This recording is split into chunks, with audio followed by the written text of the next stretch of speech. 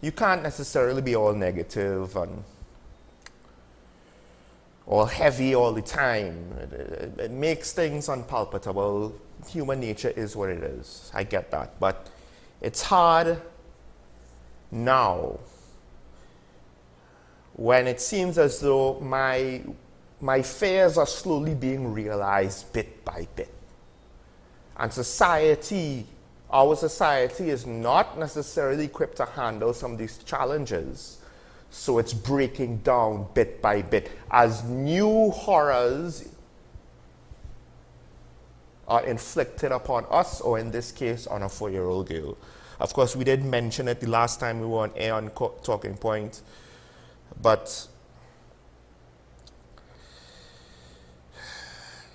I don't necessarily want to move on from it without giving it its due consideration, because when the first children were killed in the gang shootings because it was spray and pray, oh look, the target's there, and they hit a child, I lamented the fact and I wanted to know where was the public outcry.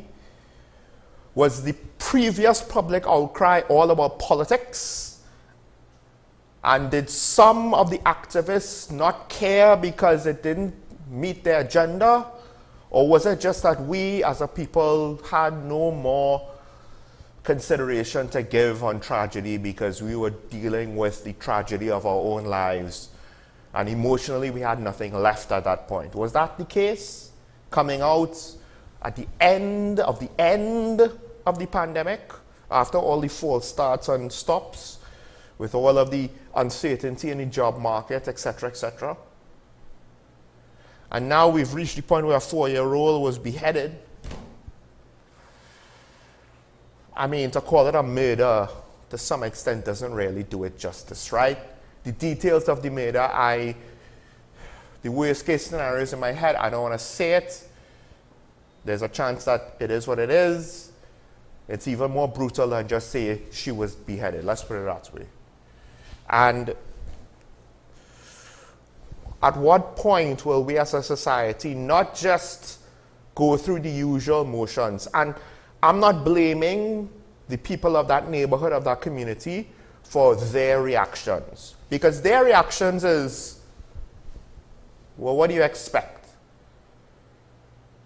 When the mother is bawling that someone beheaded a child and the entire community is stunned, and they're calling for the death penalty. And in the past, I would say, well, why are people of the opinion that the death penalty is not legal? We have it. It's legal, except, do we really have it? Think about it.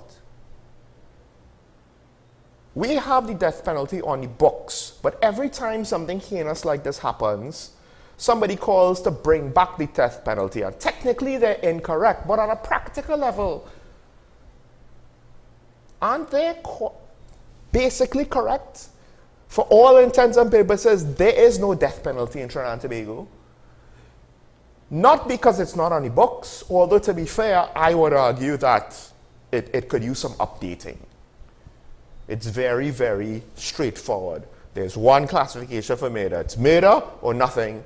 It's the death penalty or nothing. There's no leeway. There's no various degrees of murder, etc., etc. Because, of course, human beings are complex beings and crime has many variables. Not all murders are the same. Although this one would argue, might be one of the most heinous ones that we've ever heard of. But the point I'm making is, in a country where we have a serious problem with crime, if you don't want the death penalty to be the penalty for murder, change the legislation. But essentially, that's what's on the books. So everybody who is convicted of murder, the less than 9% at this rate, whether we like it or not, that's what should be happening if the system was even functioning at an average level, but it's not. And at what point now are we going to be like, well, you know, gangsters killing gangsters, we don't really care about those murders. Right, but now, is this a domestic killing? This is not collateral damage anymore. And in this case, they got the suspect. I get it. But the long and short is, he had zero fear of repercussions, one would imagine, when he committed the crime he committed. To be fair, the police, as opposed to the Brent Thomas matter where they tried to shortcut the whole thing and it blew up in their face, although we have to be careful with regards to how much the Bayesian matter, how much we think it will impact the local matter. But that's besides the point. Because while the arrest might not necessarily hold up, the criminal charges could potentially be considered separate to the case of the arrest. There's a world where I'm no lawyer, but Brent Thomas might actually sue the state for wrongful arrest and still have to appear in court. We wait to see what the judges will say. But we've just had a murder case where somebody was on remand for, what, 15 years or something like that. I can't remember the exact figure. And he got off because the evidence wasn't definitive enough. So what's going on? In a society where we have an opposition MP, let me just get his name. Well, before we go there, there's also another murder that I wanted to bring up. Crystal Haricharan, 34 years old, asked for police protection, didn't get it.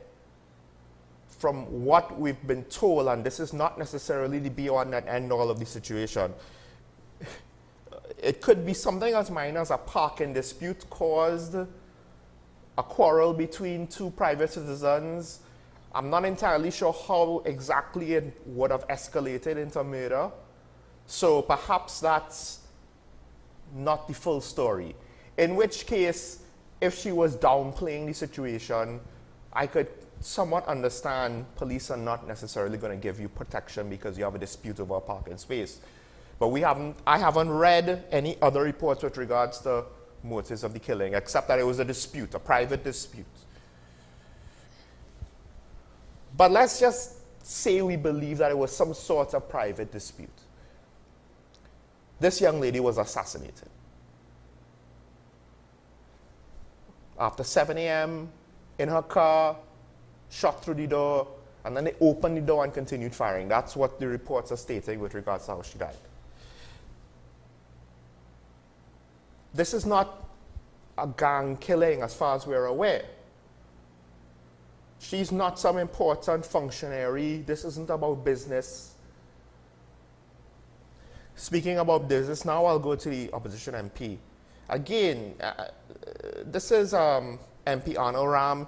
He was saying that the arson attack at HSM Motors was due to disputes over contracts, government contracts, between two senior government officials, the awarding of contracts, etc., etc. Now, the report does not necessarily spell out the situation, only that something along those lines is being investigated. So, at best I could say, it's hearsay. This is his opinion on the matter. He hasn't provided any substantial evidence for me to say this is a statement of fact. But again, let's just say what he's saying is true. Is it unbelievable that to settle disputes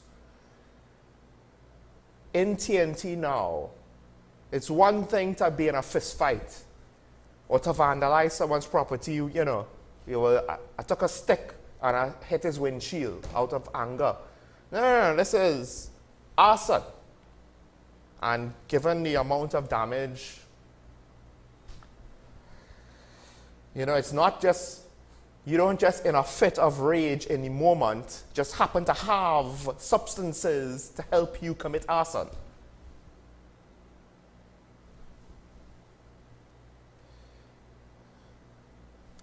And of course, the chickens have come home to roost. Usually, when we have a travel advisory, some people get upset. But I think in the last couple of weeks, I made note of crimes that involved both American and Canadian citizens. So it's, it might only be a small number, but at the end of the day, it's more than one for both countries. And I think what we need to understand is not only is this setting back tourism, potentially it's also setting back foreign direct investment. And then when Canada issues a travel advisory, the UK, America, the international energy companies, even the ones that are already here, they'll be looking at things. At some point, because one could argue our energy sector isn't that profitable. If security cost goes up to the point where it cuts into the profit, I mean, BP apparently they want to divest some of their projects right now to another company. Not saying that the projects are bad, because for another company to take them on, they might be better suited to exploit them to make a profit and not take a loss. But still, our international reputation now as a destination, whether for vacation or for investment, will be nibbled away, will be eroded bit by bit. And then on top of that, at some point, our reputations when we travel abroad will be eroded away bit by bit. But more importantly, shouldn't it be a wake-up call when another country says, whoa, we have an issue, we don't think it's safe for our people to come to your country. This is Trinidad and Tobago. This is not a war zone, right? This is not a place strife with civil war. We don't have cartels killing judges every other Tuesday, at least not yet. Things aren't supposed to be this way.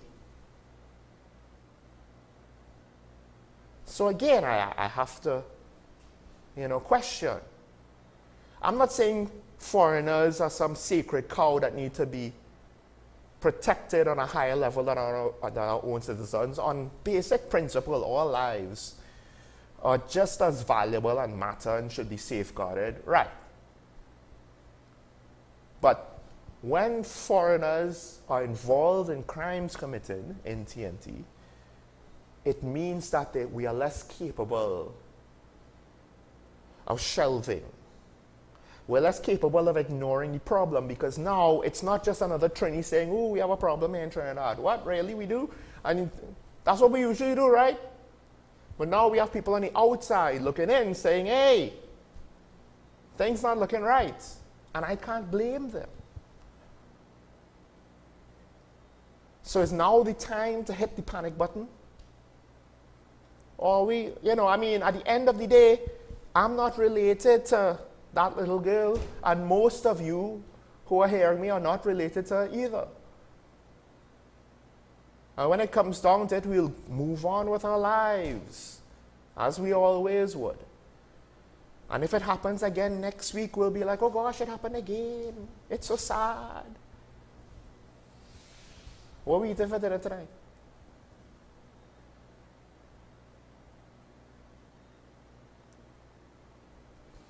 Now, I myself feel as though there isn't much that I could do about it, right? But it feels as though it's not as though we're speeding down a highway to hell, but we're going at a steady pace. It might take a long time still to get there, but it seems as though nobody has any interest on actually putting their hands on the wheel and maybe checking to see, hey, what did that sign say? Why did we turn down this road? Where are we going? We don't know. It's an adventure. We're going to explore, right? We're going to explore what happens when murder just goes unabated. When politicians go unaccounted.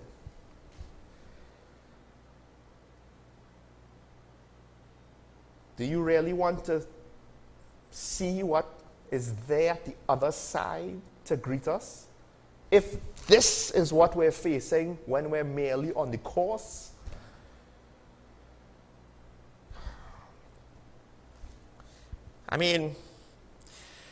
let's switch gears a little bit now.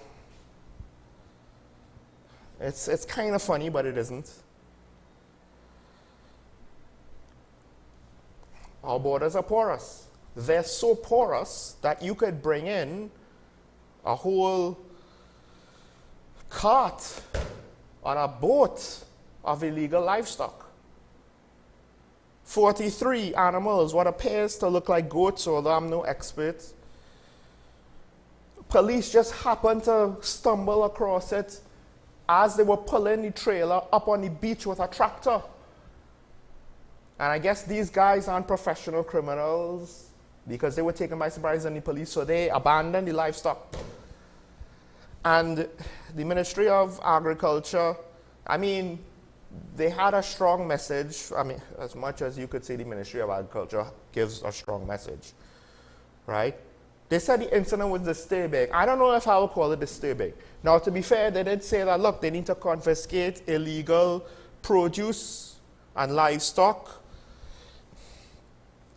And it would have to be not just seized, but destroyed, because all countries have to be cognizant of the threat of introducing animals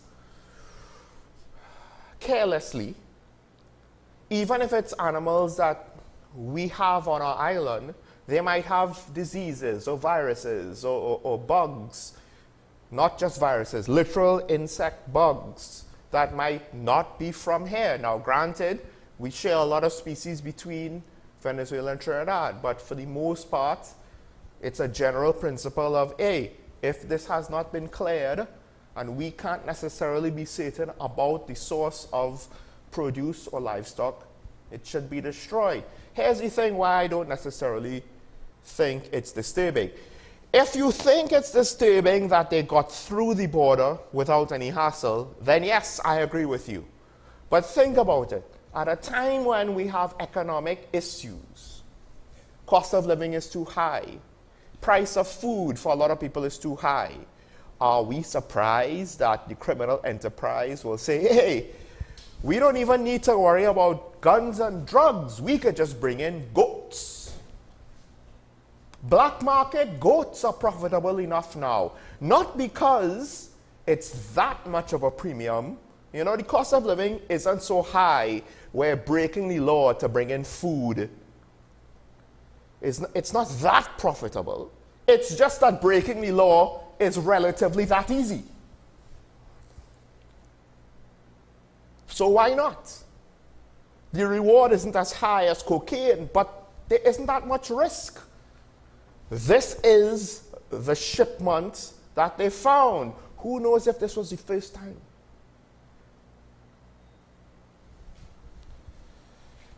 It's kind of silly, but at the same time, it's serious. Are we so bad off that people need to smuggle in food now into the country? Do poor people in the country have such a hard time affording food to eat? I mean, to be fair, one of my friends, not too long ago, his family wasn't eating meat for a while because of the expense. This is Trinidad and Tobago. I'm sure he's not the only one that's been doing it in the last couple of years. And I have a general question I want to ask here, right? Because we look at the state of things, and generally, what is the reaction to the public? Right? Moving on to the third topic, it's just a question I want to ask. And that is, say we get the PNM out of government. Does that actually solve the problem?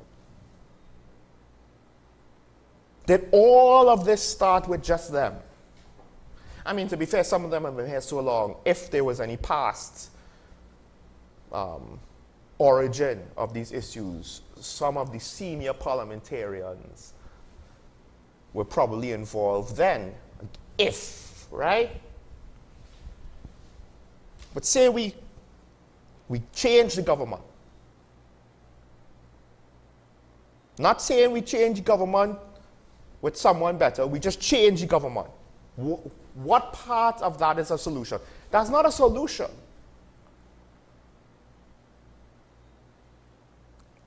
A solution would be we change government to a group of people who have new ideas that sound good Now, in practice, they might not actually work out, but at least they're new ideas that sound good.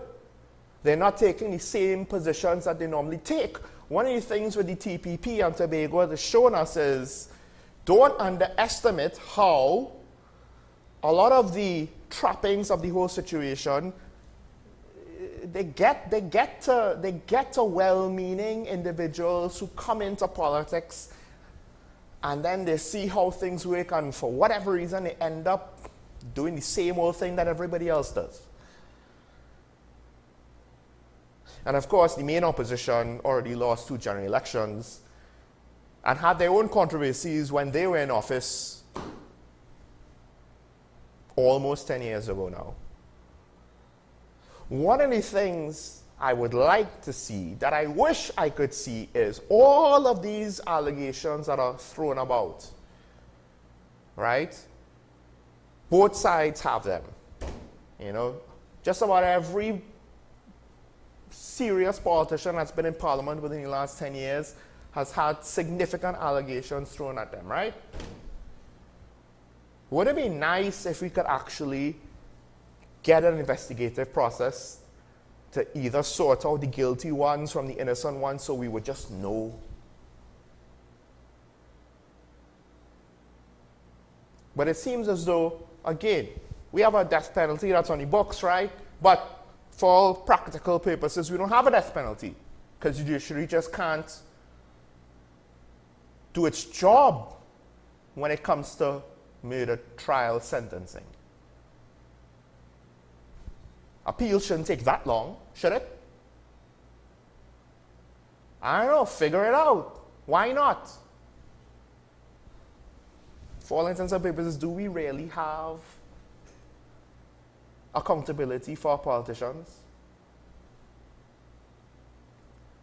To what extent does the tail wag the dog? You figure out who the dog is in this case, but the tail is the politicians. The dog is all of the various bodies that's supposed to hold them to account. Even the media falls short, and the media could only do so much if voters just turn a blind eye to whatever is happening in the moment, because my side could do no wrong. And we're going to vote the other side out, and we're going to put my side in. But really and truly, I'll just say this, from my perspective, I don't see ideological differences between one side or the other. All I see is who benefits from the contracts given out. That's basically it. Who benefits from the employment opportunities in the moment. That's basically it. And it's not always the case, right? It's not as though there aren't East Indians who get jobs under the PNM and Afro-Trinbagonians who get jobs under the UNC. But to some extent, it's there. Or at least we perceive it to be there. That's what we get when we change governments. You don't actually get governance being changed or ideology being changed. Just look, Gate. Gate came about because of dollar for dollar. It was just taking the policy of the other party and doing one better. Most of the policies are the same. That's why one government could start construction on a school or a hospital or some project, and the other government could potentially finish it off if they lose the election.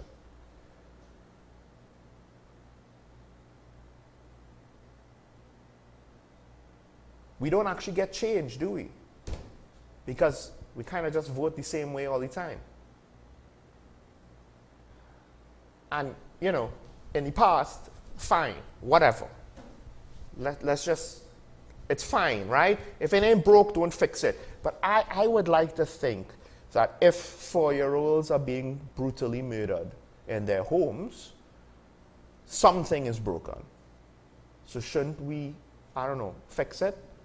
And all right, okay, there are those who don't necessarily like what's going on in Tobago. That doesn't mean that we just condemn the entire TPP and we just say no to any new faces, because the people who have overseen our slow but sure decline, somehow we expect them to pull us out of it. You think we're not declining?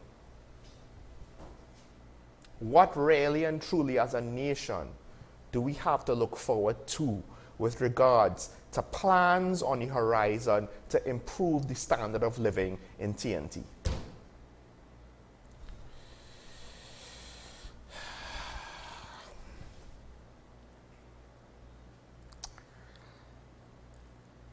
All right, now I'll take the break in 10 minutes. I want to move on because case in point, and I brought this up with my colleague Mark Anthony Peter before Christmas. We have holidays, we get season's greetings, happy holidays, all of the things, right? Diwali, Eid, Easter. We just had Easter and we just had Eid. And we always get these nice messages from public figures and corporations about coming together and, you know, being good people. And case in point, the president, she had, well, one could say functional statements. And I say that not necessarily to fault her.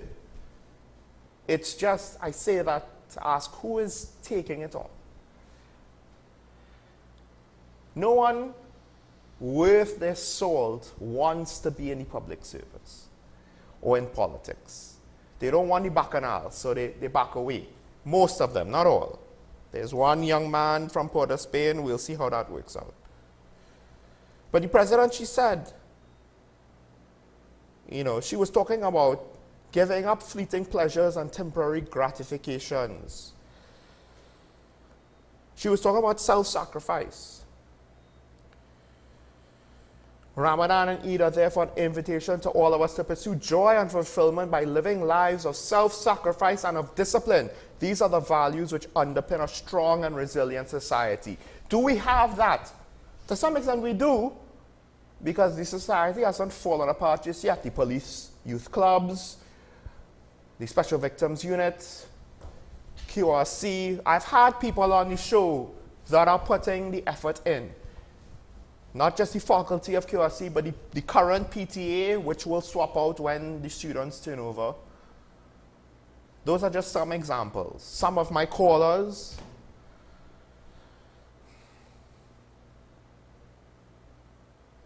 But where is the self-sacrifice and discipline across the board to really make this country better? Because we've reached the point where self-centered, self-indulgent behavior is telling people, if I have an issue, I could just kill the person I have an issue with.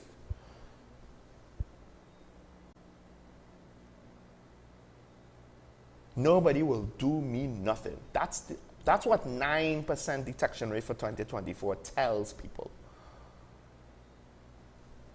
So the president says these things, you know, and this is maybe a little more politically correct than, say, her opening of Parliament when she said, let's have crime talks.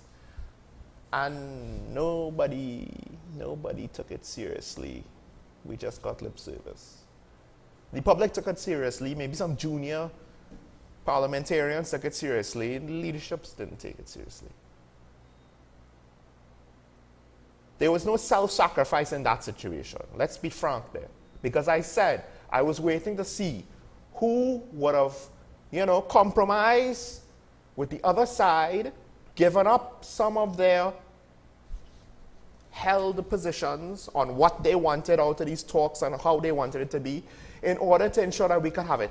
Nobody offered any, not even the barest sliver of a hint of compromise. If my memory serves correct, if I'm wrong, someone could please correct me. So when the president says, you know, self-sacrifice and discipline, well, I mean, your party, which you are no longer a member of, they're the ones in government right now, so one would think we would see them do it first. But they couldn't even tell the Salary and Review Commission, no, let's just stick to 4%. They said we'll go over the thing with some discrepancies. None of the discrepancies, I believe, had to do with the Prime Minister's proposed salary increase or members of Parliament proposed salary increase. We can't even get the low-hanging fruit of ethics and leadership. The low-hanging fruit of self-sacrifice. So where are we actually going to get the real meat of the matter? Because a lot of these spiritual concepts, yes, to some extent, we are spiritual beings. Our brains, our emotions, functions on a level beyond just food, shelter, clothing. But right now, too many people, like I mentioned with regards to mental health, men's mental health, they can't afford to look past the basic necessities because the basic necessities aren't guaranteed.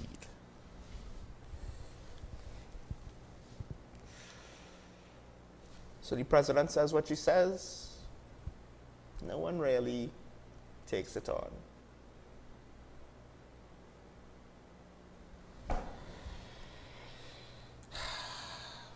All right.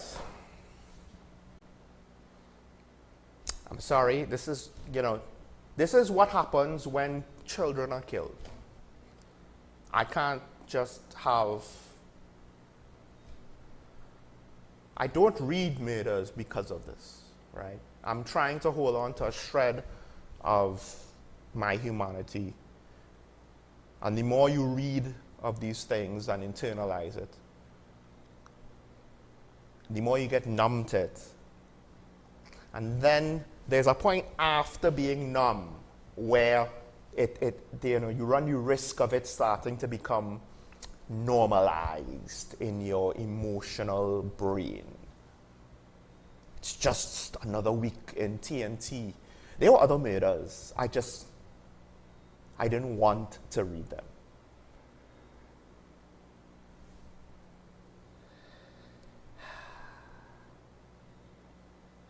Grandparents, most of you watching at this hour will be grandparents, maybe parents later tonight. Hug your children. You don't need a reason, just do it. Let's take a break. When we come back, we have the ASP here with us today.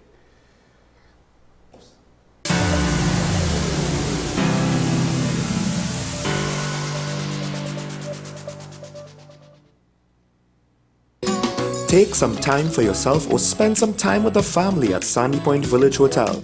Enjoy our various studio and suite apartments, self-contained with their own kitchenettes and Wi-Fi. We also have our famous 100-foot swimming pool and our beachfront restaurant, the Steak and Lobster Grill. And our location in Crown Point puts us near the center of activity from the nylon pool to the local nightlife. Call us and make your reservations at 639-8533, 389-2378 or email us at sandypointvillagehotel@gmail.com.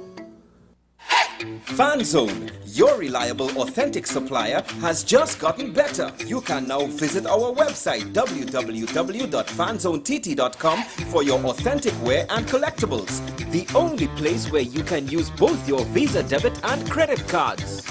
Visit our website fanzonett.com to make your purchase today. Every word, every line, every paragraph depicts a real moment in someone's life. A father, a sister, a mother, a brother. We at Newsday are dedicated to you, the people, and through independent, unwavering journalism, strive to always bring your stories to life. Because your stories are more than just words. Newsday, independent and credible. Hello there and welcome to AM Prime on WESN Content Capital. Before we even start this repatriation and reintegration process, we've already failed, or are we doomed to fail? You've got to invest in the institutions that you've established to carry out those sorts of core functions. We now get into the regional updates to give you an understanding of what's happening across our neighboring islands. We have available a number of films that are worth showing. So it was day one when the French Revolution started to develop the concept of universal human rights. What happened this time is unprecedented. It's one of the largest terrorist attacks in history. Let's welcome Carl to the program. Carl is over there next to himself. Hello, Carl. silky anteater or pygmy anteater, and we have 2 of the 3 species of anteaters right here.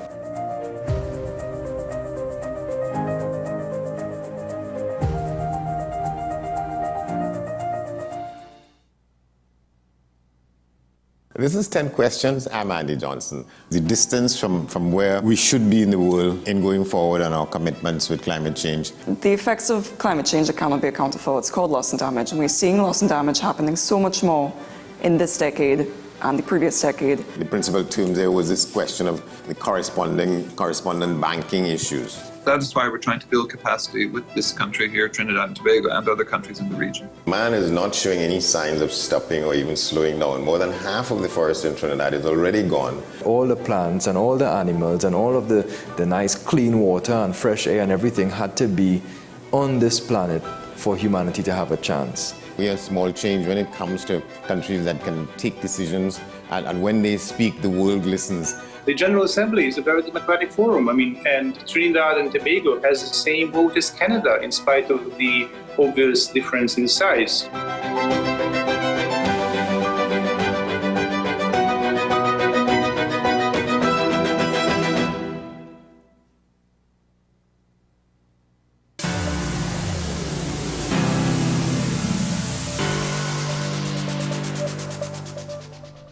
Welcome back to Talking Point, ladies and gentlemen. And one of the people who I very much believe are part of the minority that keeps the country moving forward, whether it's the public service, whether it's emergency responders, whether it's the police service, I would put this gentleman amongst them, and that, of course, is our media ambassador, ASP Ashraf Ali. Good morning, sir. Good morning, sir, and thanks for that vote of confidence. Well, I was now telling you, and I don't necessarily want to go into it, but I would like to reiterate the point, because, again, it's always said we highlight the negatives. But of course, there was a situation where 2 officers may have had to go for retraining because of what they told a person on the road, because they wanted him to give way even though lights and sirens were on. But the irony of the situation is, in my memory, at least in my recent memory, I have had more than one police vehicle give way to me, right, on Tragreed Road. And to the point where I'm actually kind of shocked, because the behavior that allegedly to take place is so different to what I have experienced from officers of the DPS driving in Woodbrook.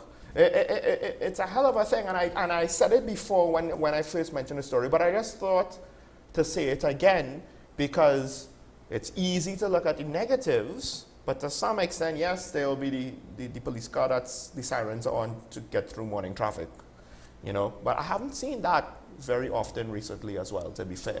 And sometimes this is the challenge that we are facing, where even our own colleagues are contradicting some of our policies and our messages that we are sending out to the public in terms of lending the support to the police service and building a proper partnership and a relationship, when we have 1 or 2 officers who goes contrary to, and specifically, and I'm not afraid to say it, when I saw that video and I listened to the conversation, and I'm saying to myself, I actually watched the entire video, yeah? Right. Because I was shocked at the same time, because I really wanted to know if this is really what was happening. And I was shocked, because let's be real, the gentleman that was stopped was absolutely right. I would not say it any other way. He was right. He was within his rights, right? The police officers, they did not know what they were doing. That was abuse of their powers and their authority. And my fellow colleagues on another platform, on our social media platform, actually indicated that the officers, it's a level of retraining, and this is something that we need to do. And we are glad that when these type of videos come out, and persons highlighting the shortcomings of the police officers, we can address them. And this is one thing that we have to address, right? Because the streets, we are always on the streets, and when we have contradictory information like that, right, it's a challenge, right? So the retraining issue will be dealt with in that resensitization of the officers and understanding what they're supposed to be doing on the road. And we want to reassure the public that that is not the general consensus of how the Trinidad and Tobago Police Service operates. We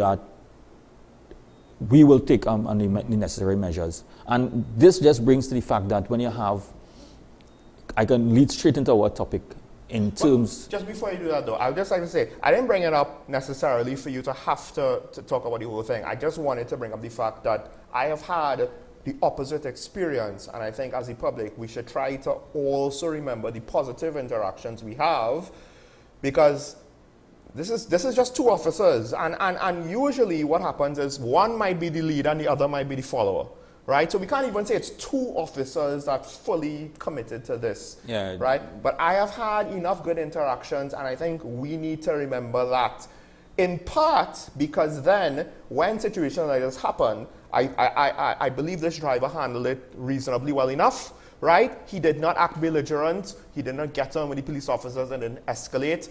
Have faith that, just obey whatever it is they're telling you, have faith that it could be rectified after the fact, because the service will rectify it. Yes, and so true. And that just brings, and it's commendable, as you mentioned, that the driver of the vehicle did in fact comply with everything that we continue to say, whether a police officer stop you or not, whether he's right or wrong, comply with what the instructions are, legally comply with the legal instructions, and if you have any issues after that, we can deal with it after that, right? So that was good on the part of the driver.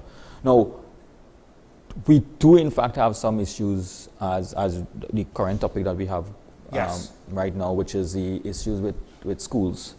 School has opened back. Fortunately for us and for the country, there was no incidents as to the reopening of school, any type of violence in school, violence and all that. But notwithstanding that, it's not saying that because of the fact it didn't happen, we're going to stick our head in the sand and not say that it's not part of our situation that we have to continue to treat, right? We continue to have patrols in the schools, visit the schools, visit the teachers in the schools, and have engagements with the principals and the guidance counselors in the security to ensure that all the schools in the particular high-risk areas where we know violence are continue to take place, that we have patrols in the areas, both morning and afternoon when his school finished, because when they reach on the roads is another conversation by itself, another type of activities. But generally, this conversation continues to be part of the topics that always brings to the fore a lot of different type of persons having discussions on what should have been done or what should not have been done. And parenting on the whole is on the forefront of all of this. And parents, not because you have a child that means you're a parent. All it simply means is that you had a child. Both you and another party had a child. The work is now starting for being a parent. And being a parent means that you have a level of responsibility towards that child, whether you believe it or not, both financially and otherwise. Right? To nurture that child into this society, into society, and bring them up to a particular moral and ethical standards that is above that could become a good member of society, I should say.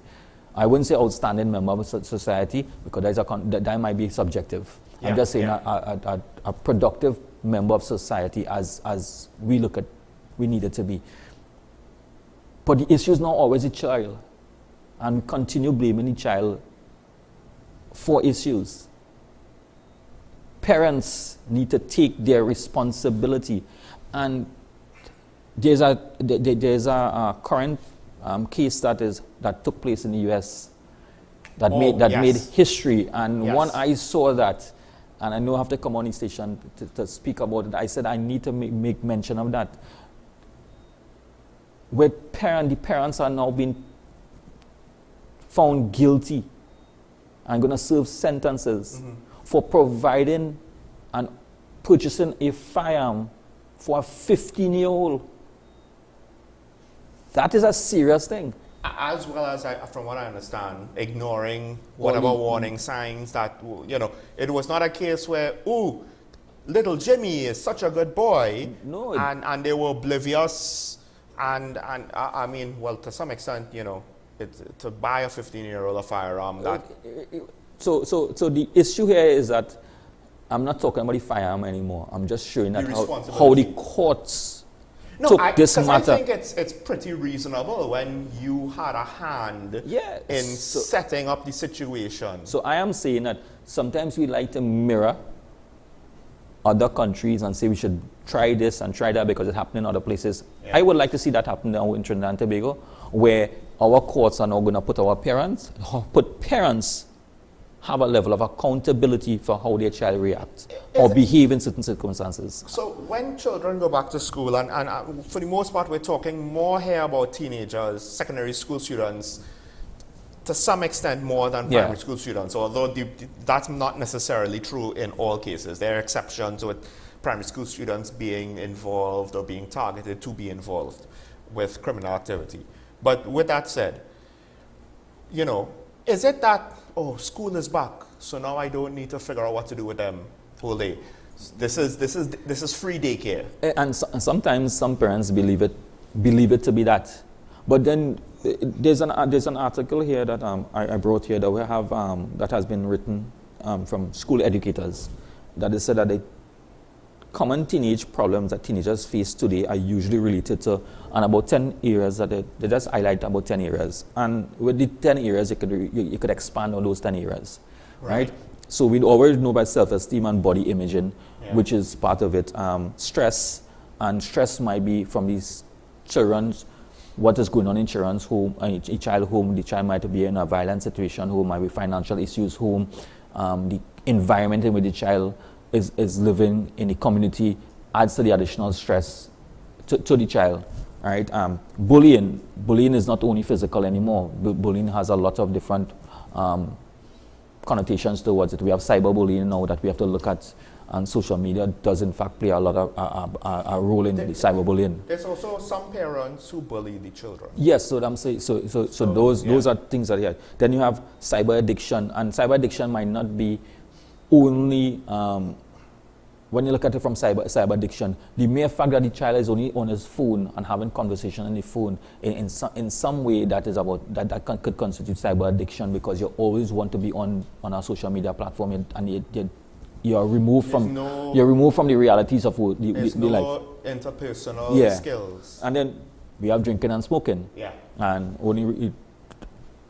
And that is an issue by itself. Now we've always had that in TNT, right? I mean, let's rip the band-aid off, right? We're not supposed to have underage drinking. We're not supposed to have underage smoking. I remember, and I think I was either like late teens or early 20s. Went to Tobago one year for the summer vacation. All of a sudden, I noticed there are signs about no selling cigarettes to people. I can't remember which one it was, right? Everywhere. And it just kind of struck me like because they were so visible and widespread, right? It's not something that I would have looked out for. It's not something that bothered me. But I was just like, what happened between last year and this year? Yeah. And so we've always had this problem. Has it, to some extent, has there been any sort of, tangible consequences with regards to it maybe getting worse? Well, I can't say for sure because I have not been involved in any data collection, right? But generally across the board, when you see, when you walk the streets of Trinidad and Tobago, you see a lot of persons involved in smoking, and not smoking cigarettes anymore, smoking marijuana.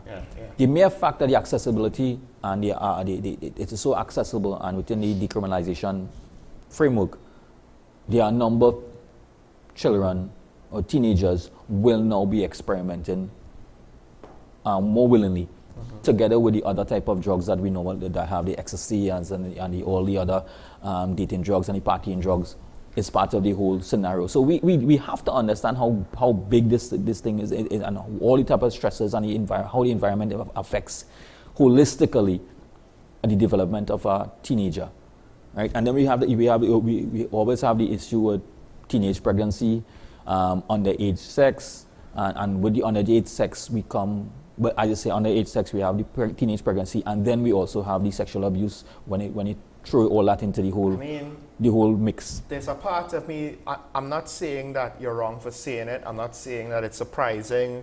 It's just, you know, and maybe you didn't mean it to say it that way, but when you say, similar to what I just said about drinking and smoking, we always have the problem of teenage pregnancy. It's like, it's a thing that's constant, that, you know, we haven't really, because, listen, sex is sex, and it's natural, and it's necessary for procreation, but of course there's all the complexities of, you know, minors having children. And even if you say minors having children, and let's say, I mean, we already have issues with actual chronological adults having children and not being bad parents. Exactly. Now to say we're going to have minors in our economy. So even if we revisit the consideration of minors, let's say they are 18 and over, right? That's still, yeah. And I'm still saying 18 to 20. Let's say use 18 to 20 group. I mean, 18 to 23, 25. They are still not, in my opinion, right? And I would judge based on my experiences. At the age of 18 to 25, between 18 and 25, I would say I was plenty more mature, because I was maintaining, I was working since I was 14, hustling going in the market every weekend, selling to go to school and that kind of thing. So my level of responsibility was greater than many. So I understood the need to be at a level of, have a level of responsibility. It's not that my parents wanted me. I wanted to be a part of that. Right? Because earning a little money on your own and having a little something on your own, you feel the sense of,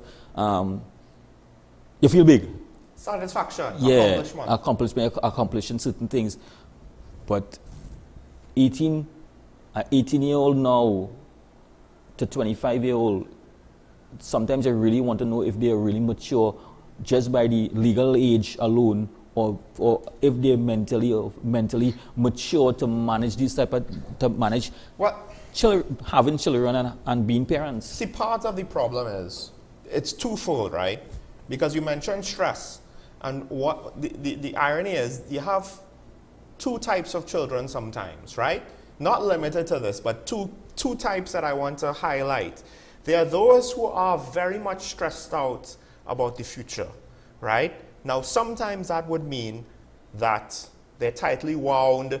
Maybe they know not to engage in certain things because the risk of teenage pregnancy is too great, right? But then if they're tightly wound, sometimes, you know, the stress of it, they lose judgment, right? Yeah. But then there's also those who the stress of the future means they don't have hope for the future. That's what we lament about gangsters in the prisons, right? But some of it could start when they get younger. So if you don't necessarily think you have great dreams or ambitions, right? You don't have hope for a career. You don't have hope to get a good degree, right? And GATE has its obstacles now, so it's not entirely automatic, right? And okay, you get a GATE degree. What job are you going to get down here? If you don't have hope for the future, why are you going to worry about ruining a future that's already bad, in your opinion? And so you kind of throw caution to the wind. And exactly. So asking parents, right? And this is where the conundrum exists. Asking parents who never had that opportunity within their family life to understand how parents operate and how a proper family circle operates, become parents. They're going to go on what experience? They're going to go on the experience that they have. That is how you parent. You do parenting based on your experience in your community, what you see your parents do, what you see your grandparents do, right? And you learn from that. That is learned behavior. So now if you are going to practice, you are going to give that learned behavior to your child when you're not a proper, you don't know how to be a parent. And we hear a lot of people, parents say, my child is my best friend, and to hear children say my mom or my dad is my best friend, that is not freeing friends. Anytime a parent say that your child is your best friend, you're no longer a parent. You lose that opportunity to be a parent because your child cannot be your best friend. Friend and parent is two different things, right? You could be open to you could have an open relationship, and this is what some of the things that you have an open relationship with your child, so the child is free to communicate with you in a manner and have discussions, right? But at the end of the day, we are not best friends because I am your parent, right? I am your parent, and there must always be that line that it should never be crossed. I think the times when I hear that phrase actually, used in a positive way, usually the child is an adult by that point in time. Yeah. Right? So, we ain't talking about, some 10-year-old, my best friend, we smoke weed together. Like, that doesn't happen. Adult children, maybe, right? Yeah, that's fine. And that might be... you drink together, you do all kind of things together. So that is where parents need to understand the signs. So that is an indicator. Well, because... I in my later years became more of a sports fan, and a lot of the athletes that I look at, of course you have the rare exceptions like Kobe Bryant too. He didn't have anybody around him to tell him to go. He just went on his own, right? Self-motivating to the extreme. But like a lot of the athletes whose story that I've listened to, like Shaq, Shaquille O'Neal, or American football, as the sport I follow more, Ray Lewis, Shannon Sharp, a lot of these athletes, their grandmother might have raised them, their mother might have had to raise them, single parents, or even if they had their father, they might have been in poverty. I think there was one athlete who he had to play high school football. He had to go to a different school and stay with a different family, had to take care of it. So there's a lot of disadvantaged situations. A lot of them say the first thing I did was I bought my mom a house, I bought my grandma a car. Lil Wayne said he gave his first check to his mama because it's like we never had this kind of money before. But my point is the parents in those situations had an active hand of disciplining, and also discipline was not just you did something wrong, I'm gonna discipline you. Disciplining was, listen, this is how we get out. Because you have discipline in whatever it is we're doing, whatever it is you're doing, whatever the plan is, whether it's sports, whether it's entertainment, and of course academics can happen as well, right? And I guess it goes back to what you said. If they don't know how to do it, But the thing about a lot of these athletes is, like what Lil Wayne said to his mom, we never had this money before. It's not like if their parents knew how to dig themselves out of poverty before. And that's the reality of many of our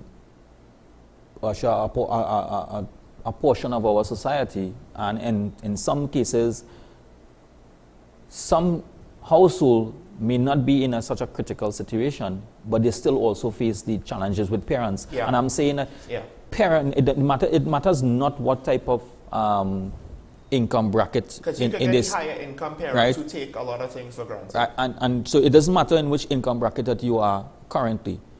Being a parent in any income bracket means that you need to be a parent and take your level of responsibility of being a parent. Now then, there are some parents who add to the children's stresses because we have some dysfunctional, we have some issues where parents can't make it together, and because of that they deprive their child the opportunity to be with either one of the parents, and you always have the conflict among the adults, and the conflict among the adults add to the stresses and the situation that the child already have. I just like to point out, it's not the divorce, it's the conflict, because staying together for the kids and in a situation that breeds conflict is worse than separating. And that is where sometimes we ask the question. In my opinion. Let me just put that out there. Yeah. I'm not a psychologist, just my opinion. And then we see situations play out, violent situations play out, and then want to know why these children in this always have this deviant behavior, how they're reacting, the outbursts that they normally have. And because is it like similar in the principle that a lot of the time abusers were victims of abuse? And the data has shown, and a lot of psychologists within those fields would have expressed those type of concerns, and based on their research, they would have indicated So it that could be a similar thing when you have domestic abuse. Those are the patterns. The child might have been a witness of it. Yeah, and it sometimes when you look at domestic abuse, it may not always be, and there are several types of domestic abuse that could be physical abuse. It may not be that. It may just be the mental abuse of that environment, depriving you the opportunity to see, to talk to one of your mom or your dad because of the conflict of a separation. Yeah, parental alienation. Yes, as I say that, parental alienation, we have that issue. And then they have, even in some households, they have families who have conflict among themselves, and the child within that family can't speak to a cousin, can't speak to this one, and there are always additional pressures. So just imagine a child and a teenager is growing up with that, with all external pressures, together with the pressures of becoming an adult in our society, making yourself part of your society, want to be a contributor to society, trying to find your way in this society. It's a lot on a child at this point in time, and we don't realize at some point in time, or parents, right? Parents and caregivers and persons who have guardians of children at some point do realize that our best intentions sometimes becomes a stumbling block for them, because we are not looking at, we're not seeing the underlying issues of a child, and that's why we continue to say, being a parent at some point in time, you have to remove yourself from being friends and be a parent and understand, try to understand what this child is going through. Look for the signs. There are a lot of signs that we bypass. We just say the child is hardened, the child is difficult, the child have this, the child don't like this. Why? There is a reason why a child rebels certain things, because they are pushing a boundary to see how far they can go with certain things, because there are things that they want to not everybody, and we realize not everyone has that ability to handle these stresses and react the way the normal individual will react, and what we consider to be normal. What is a normal reaction to stress? We don't know. It's based on the individual's ability to cope with that. They will behave in a particular manner, and all of that now compound together with the child in a school environment, where the child now has a stepping stone, a pedestal to live up to, because the parent wants you to go to the best school. Yeah. They want you to go to the school. You went to the school, your whole family went to the school. It's a school that I want my child to go. A child may not be able to cope with that at the same time, because the amount of stresses, and we have to look at it holistically, is a lot on a child. I just want to take a quick break, but I want to add two things. One, about a couple of years ago, I had Judith Vertile on the show. She pointed out the fact that, look, not all children learn the same. Unfortunately, we have a very straightforward, limited, myopic view of what education is, and I shudder to think of how many students slip through the cracks. I believe I might have been one of those students, because to some extent, I was able to kind of get by. Right? I don't know if the early education system was great for me, but I mean, hindsight is 20/20, right? Always. Yes.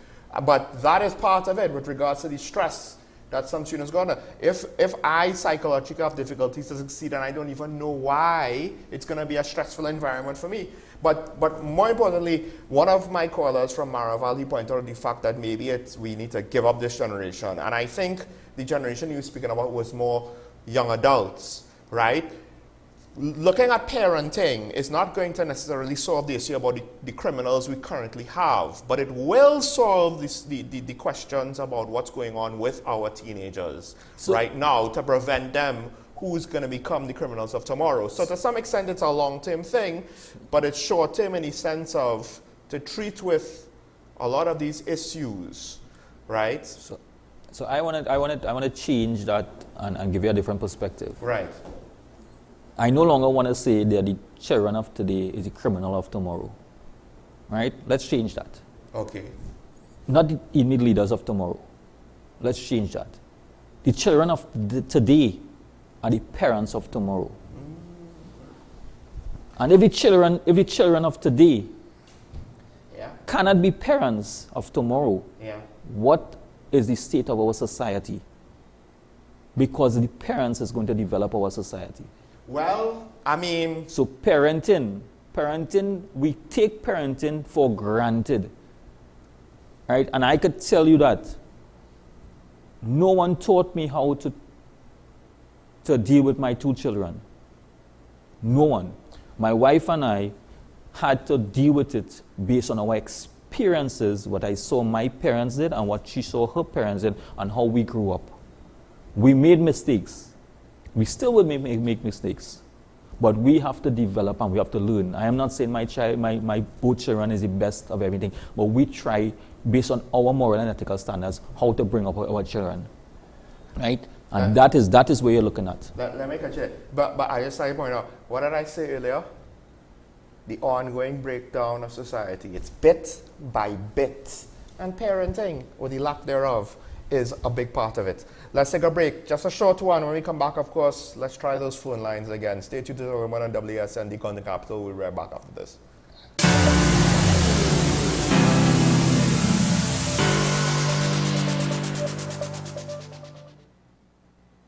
This is Face of Sports, WESN Content Capital.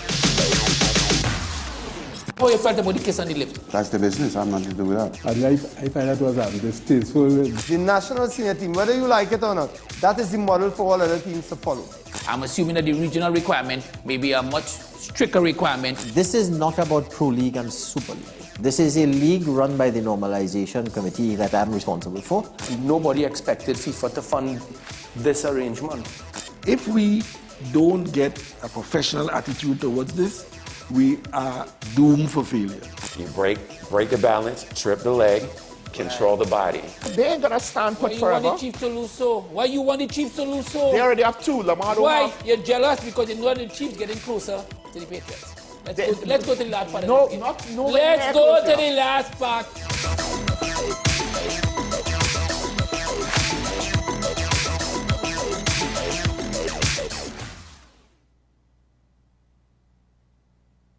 My name is Carl Media. I'm the founder and the host of Ever Increasing Voice Ministries. Join me every Saturday and Sunday on WESN, this powerful station, at 9 a.m. on Saturdays, 1 p.m. and 7 p.m. nightly. Also on Sundays, I'll be on at 7 a.m., 1 p.m. and 7 p.m. at night time. When you come here, we are getting people heavenly ready. Take some time for yourself or spend some time with the family at Sandy Point Village Hotel. Enjoy our various studio and suite apartments, self-contained with their own kitchenettes and Wi-Fi. We also have our famous 100-foot swimming pool and our beachfront restaurant, The Steak and Lobster Grill. And our location in Crown Point puts us near the center of activity, from the nylon pool to the local nightlife. Call us and make your reservations at 639-8533, 389-2378, or email us at sandypointvillagehotel@gmail.com.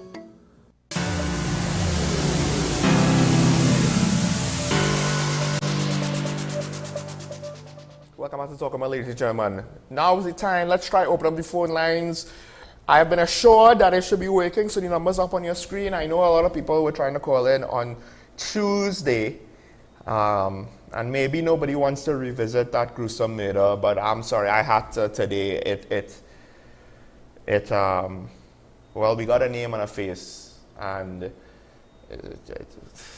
to put a name and a face to a tragedy makes it all the more real. But to be honest, I didn't need that to feel horrified. But of course, there are other things going on. Procurement legislation is supposed to be tweaked in order to make the ease of doing business better.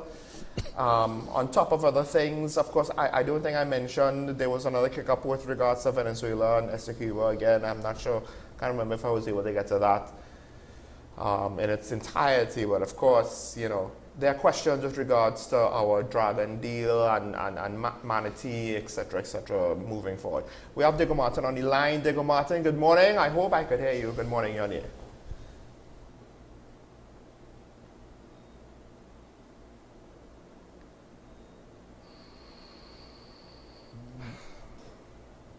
I don't know if Master Control could tell me what Mr. Dico Martin is saying. Hello, hello?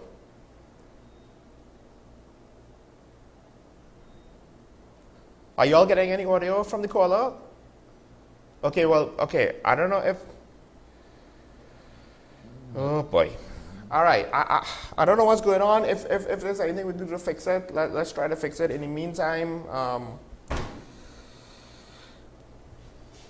as I brought up the topic, I know you're probably not involved with the case, but I don't know if you've spoken to any of the officers involved, because, you know, we got reports that some of the officers, it was a lot to go through with that murder scene. It is. And to be fair, I don't fault any officer from being shocked, because that's a different level.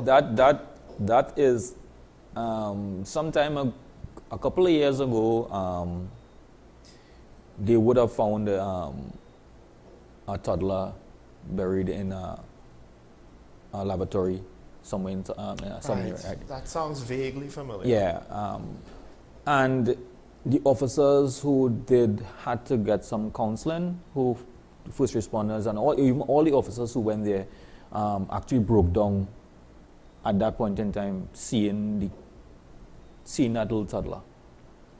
So yes, the police service will in fact have our EPA and our victim with support. Oh, right. Caller, I'm now hearing you. I don't know what happened with regards to the audio. Yes, if you could start over your contribution. Sure. But I think the other line is giving problems. Because I use the second line. Okay. And this is directly to your co-host, the police officer. And I want to reflect on the issue with the police, basically, that pull aside the guy who was on the left lane. Those police officers, and that incident has a lot of issue from my vantage. First of all, why didn't he blow at the van in front of him? That is as simple. That is common sense. You don't need retraining a police officer for that. The second thing is two police officers were involved. And the fact that they ended up in the same fiasco, not knowing the law, needs very, very stringent corrective action. And another issue to show me that the police officer were not thinking. The guy on the left-hand side of the police vehicle could have wound down his glass and give a left signal to say you want to go on the other side, in case the police horns were not working and the siren. So, for police officers to make the excuse that we have to train the officers will not work in Trinidad as now. You have to do the corrective and preventive action. And the corrective action, from my vantage, is to get rid of those police officers. They appear to be in the police service a long time, and you can't retrain those officers. So the police service has to understand its role and function. The other thing I want to put in the laps of the police service, and it's based on two recent external predicament or basically view of Trinidad and Tobago. One came from an avid YouTuber, the market vendor, where he's saying the Trinidad situation is tantamount to the last days, a biblical reference, because all of the ghastly crime being committed. And the other one is the diplomatic thing about the Canadian and their travel advice to Trinidad. They were very diplomatic. And what they were basically doing is regurgitating Barack Jagdale sentiment of Trinidad, which is collapsing. My question to you, officer, coupled with that, I am basically seeing where the IRO now is say fight fire with fire. That means they are ready, basically vexed about the whole situation of crime. Does the police have a view on this? And will the TTS going back to the politician to tell them the law is the law? We have to start hanging. That tells me we are in a state where if we don't look where we are going, we'll end up like Haiti. We'll end up like the Gaza. In Haiti, it's firebombing, it's extortion, everything.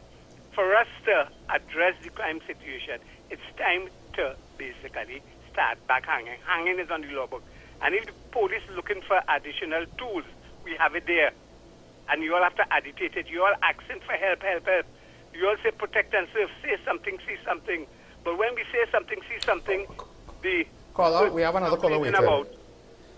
Basically, he is about it. Go on, have a nice morning. Thank you, caller. Yeah, sorry about that, but we had Sandra Grande waiting for a while. Hopefully, we haven't lost Sandra Grande. Good morning, caller. You on the air? Caller, good morning. Was it on this? Well, it would have been on the other phone line. Okay, we lost the call. All right. I mean, he had a lot to say. Some of it, I don't necessarily think it's. The death penalty has nothing to do with the officers. The last point, I would not even venture to comment on that because that's a conversation that the whole of society has to be involved in several sectors, whether the feasibilities of this and all the legal ramifications and how it would play out. That is for... This is the death penalty, or this is about... That's for the death penalty because everybody has their own individual views on it. I would say my personal views, and this is not the view of the Trinidad and Tobago Police Service, I want to make it absolutely clear. Right. I am simply saying that from my personal views, based on what I'm seeing and currently experiencing in society, death penalty is not going to change criminal activities from taking place. Yeah. That's the end product. We have to change our society and the way that we view a lot of things and how we treat with certain things and how we view and how we uphold the law in Trinidad and Tobago. We continue asking children to be upstanding citizens of Trinidad and Tobago, but we have adults who are not upstanding citizens of Trinidad and Tobago and are doing everything in the unlawful aspects of it. Just imagine we have drivers on the road who are considered to be experienced, and when I say experienced, driving for a number of years, but they're still breaching traffic lights. Yeah. They're still driving in the shoulder of the road. We have persons on... So if we have adults who continuously not becoming or not adhering to the laws of Trinidad and Tobago, being upstanding citizens of Trinidad and Tobago, what are we expecting of our children?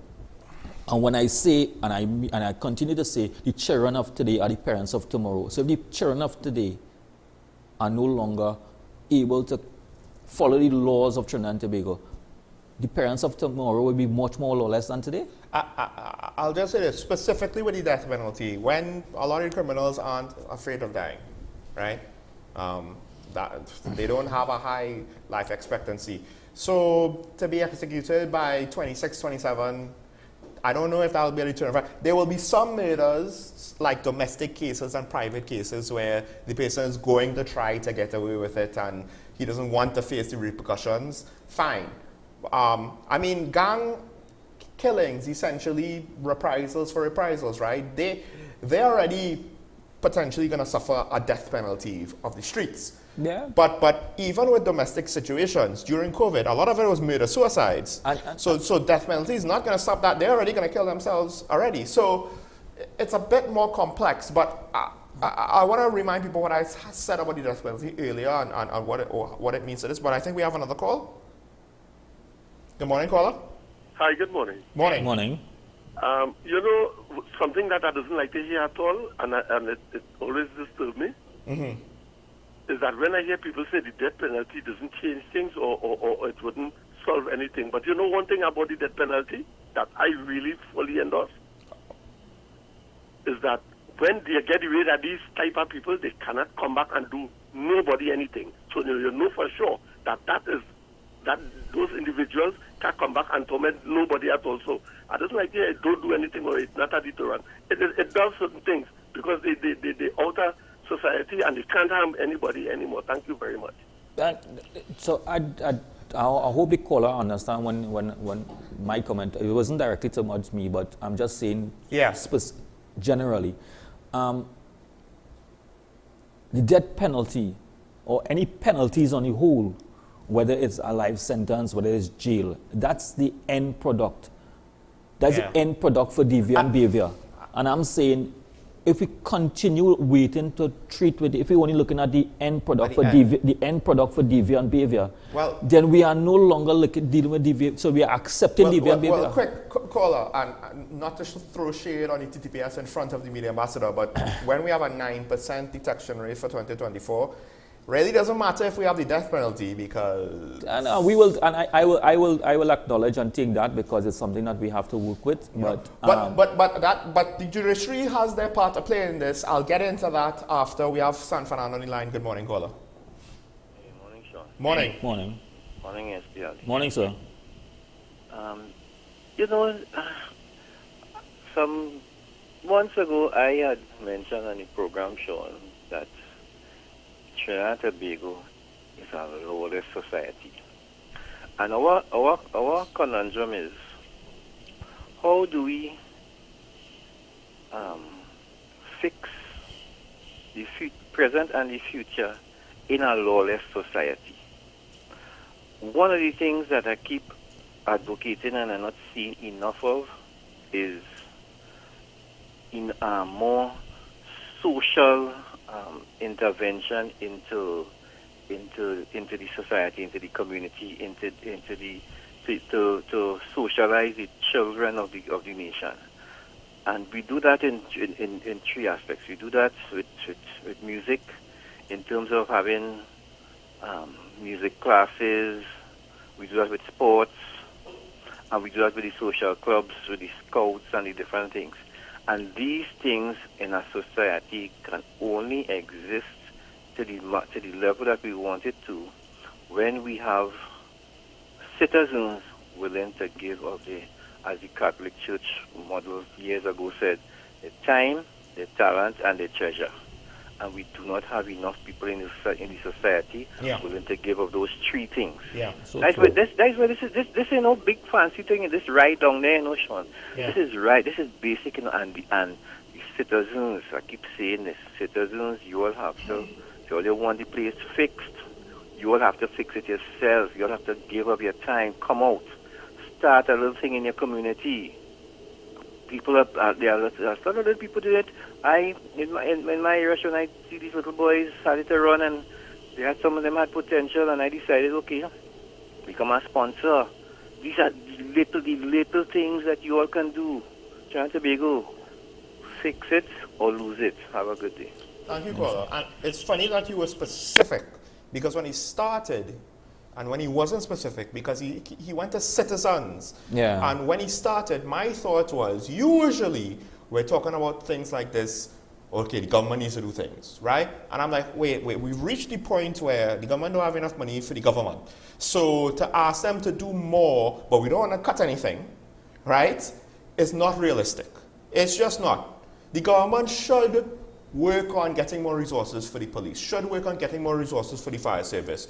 And if the Ministry of Development could do effective social programs and the Ministry of Education, all right, fine, right? But to some extent, I think the caller is right. Exactly what he said was exactly, I wanted to follow up from the point of view that we can't expect the government to fix everything and do everything to fix everything. Because we complain about the government being so inefficient about so many things. Why are we going to, and I say this all the time, why do we just expect them to wave the magic wand and fix it all of a sudden, right? And caller, you're right. Private TNT, corporate TNT needs to now figure out what can we do about it, because we can't do the law enforcement. We can't take the streets with guns and arrest people for the police, but we could help with social interventions. As well. Sandy Grani on the line. Good morning, caller. Yes, to your guest. We started off the program interviewing your guest about the question of need for retraining of officers. Mm-hmm. Are you hearing me there, sir? Yes, we're hearing you. Yeah. But I'm wondering, because while we may single out these two officers for their most recent response, the fact is we have had a series and a number of in almost every police station. So I am wondering whether it is the officers who need retraining, or whether the training officers need a sort of reshuffling. Because this has been so for the longest while, and to the officer present, it's embarrassing when officers behave in this manner. But so I would be grateful if some consideration be given to reshuffling the training officers who are training these officers who come into the field.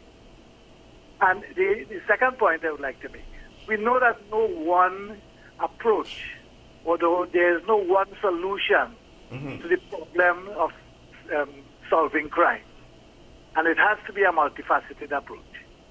But I am wondering, why is it, the Minister of National Security or the head of the National Security Council or the head of cabinet does not see it fit to propose a revision of all penalties relative to criminal offenses.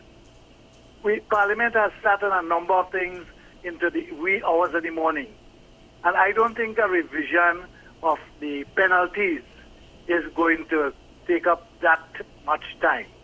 But again, as I say, I know that it's basically a deterrent to crime. And one of the things is that it's probably one of the multifaceted approaches which could act as a deterrent. So that one would have thought the opposition might have, but then it's a waste of time. Because one would have thought the opposition might have brought a motion asking for revision of the penalties for crimes. But unfortunately, neither one is is in favor of that. So one wonders whether there is not some preferential treatment being meted out to criminals, hence the reason why we do revise these penalties. But I think it's long overdue. And it's not that the death penalty may not be a deterrent, but the fact is, where are the other penalties and how trivial are they? Thank you very much, and you have a blessed day. Thank you, Cole. Well, I think ultimately I started off the show saying, well, for all intents and purposes, we don't have a death penalty. So as much as it's technically wrong to ask for the death penalty to be brought back, on some level, on a practical level, they're correct. We don't have it because we can't use it. And that's not even about the police. This is about the court part of it, right? And the length of time it takes. And because it takes too long, man can't be on death row for however many years, so it needs to be commuted to life because it's cruel and unusual punishment. That's a whole separate issue, right? So the judiciary needs to be fixed, right? Okay, we'll take a call from Mover. Last call. Morning, call. You're on here. Good morning. Morning. Can you hear me? Yes, we can. Yeah, I'm a first-time caller here. This is the second time I'm seeing your program, and it's very interesting. So Thank you, I really wanted to say something as regards what I'm listening to. Can I continue? Yes, go ahead, but you have to be quick, though. Yeah. What I'm saying is that, a lot of people I speak to in Trinidad believe that the government really don't care. All the citizens I spoke to, their response is, the leaders don't care. And be honest with you, leadership is what sets the precedent in any country. Okay? I have heard several politicians said, it's a phenomena.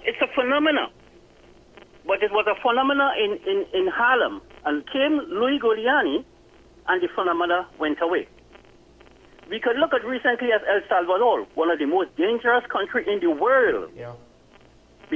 Here comes a young president, and the phenomena goes away. When a man can behead a 4-year-old baby, and thinks that if he have any inkling that he is going to hang for that, he will think twice. But as long as he feels that I could get away with this, he have nothing to care about. And that is what's happening in the streets of Port-au-Prince. We have death penalty. We have capital punishment on the books. And I speak to retired police officer, friend of mine, and they say the same thing like the officer did. Oh, death penalty is not going to stop my real friend. If we had to get rid of the last one, we'll get rid of the last one. But the only thing that a man has to bargain with is his life. And if he thinks that if I take this one, I'll lose mine, he will think twice. Have a beautiful day. Thank you, Cole. I mean, to be fair, they might be willing to die in a gang war, but for the state to say we're going to legally off you does have a different connotation. Sometimes we had to look at society holistically. A lot of persons complain about what the government could do, and the caller from San Fernando was right, and based on what we are talking about here. And I would repeat it again. The children of today are the parents of tomorrow. Who will become the leaders of the leaders of tomorrow, right? And in some situations, the criminals of tomorrow. So if we do not take the time now to forge the proper society and the type of children that we want to live in the society of tomorrow, to be good parents, to carry on the whole thing of being good parenting, being responsible, being productive, being morally and ethically standard, have moral and good ethical standards based on where you sit, right? Then we have accepted that our society is lost, right? And this generation is lost. So what are we going to do? Wait for the next generation to see we may not be around to change the next generation. Is the generation who's existing now going to be changing the generation that's coming after? So we have to look at it from a different perspective. We have to start to develop what we want in the future. And we have to put the systems in place now for it to continue. And we keep happening that the government have to do this, the police not doing this one not doing this, that one not doing this. And nobody is saying, what are you doing? What is your part in this whole of things? What is your part in society? You may not be able to change the whole country, but are you changing how your household behaves? Are you changing the mindset of how your children and how you live in your society, in your community? And if that continues to change, it will give an expanding view on other areas. So we all have to do our part, as little as that might be. It's our part in the bigger picture. To bring those two things together, because I could see the rebuttal, but when the leaders of today are doing nonsense, right? How will people now be inspired or be willing even, because you know human behavior. When everybody is lackadaisical, then there's less incentive psychologically to be ardent, right? But I think part of it is we also need, to some extent, leadership to rise out from the non-politicians, right? I'll say this, religious leaders, I find are quite a lot more quiet than they were maybe a couple of years ago. And I remember thinking about it, and I found it quite strange. But, we're more or less out of time. I just like to reiterate the point that a lot of the debates, I understand and I hear the passion from you callers. Thank you all for calling. I just again want to point out the fact that, yes, maybe if we get leadership from politicians to clean up the mess in court, and whatever it is, whatever the things are that's causing criminal trials to take so long and be so ineffective, maybe that's what we need, although court is supposed to be independent from the politicians, so, what they could do might be limited. But again, this is where inspired leadership comes from, to get a solution that will fit within the parameters. I don't know if we necessarily want to go as far as El Salvador. We featured them on the show, I think, a couple weeks ago. Also what's going on with Gaza, you could argue the Israelis are fighting fire, with bigger fire. And that's the problem. We see the problems of it. We haven't seen the problems in El Salvador just yet. But you know what? I don't have an issue with the death penalty. I don't mind seeing it tried out. But the problem is we have to actually set it up to be able to be done. And I guess that's where the lack of leadership, I have the biggest problem. At a time when crime has reached this point, technicalities, paperwork, scheduling, and bureaucracy are the things that's keeping the death penalty at bay. Not politics, ideology, belief systems, or disagreements on effectiveness. And I have a problem with that. But thanks to all the callers again. Thank you, Ashraf, for joining me. No problem. And I just want to say that we need to revisit how we are parenting. And I continue to say it. We have to revisit how we are parenting, because the way that we parent and manage our own homes and the type of child or the type of children that we are putting out in society, we have to decide whether or not that is what we want society to become. Parenting is actually not too dissimilar to leadership. You lead your home, you lead a country. Well, folks, this is Talking About NWSN, the content capital. Try and have a good day. Hug your children or your grandchildren when you see them, because who knows what's going to happen now. Make today a good day. Try to make it good, if not for yourself, for them. Despite all the pessimism, still hold on to hope, but we have to do our part to make it happen. We will see you tomorrow morning. Bye-bye.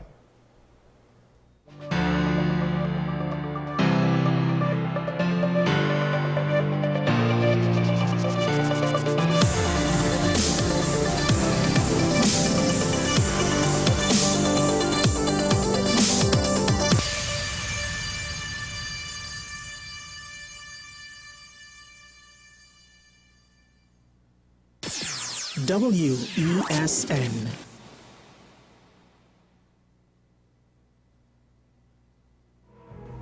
Trinbagonians, you may know me as Blaze. Through my TV and radio shows, you've invited me into your lives. Now, the media's freedom to speak out on behalf of citizens, to reveal the facts fearlessly, is enshrined in our Constitution. It means we can openly demand accountability for the performance of public officers and authorities. Should your Constitution demand more too? Submit your views to constitutionalreform2024.gov.tt by the 15th of April. It's your future, it's your Constitution, and it's your voice. Coming soon to WESN. Pastor Jay, I want to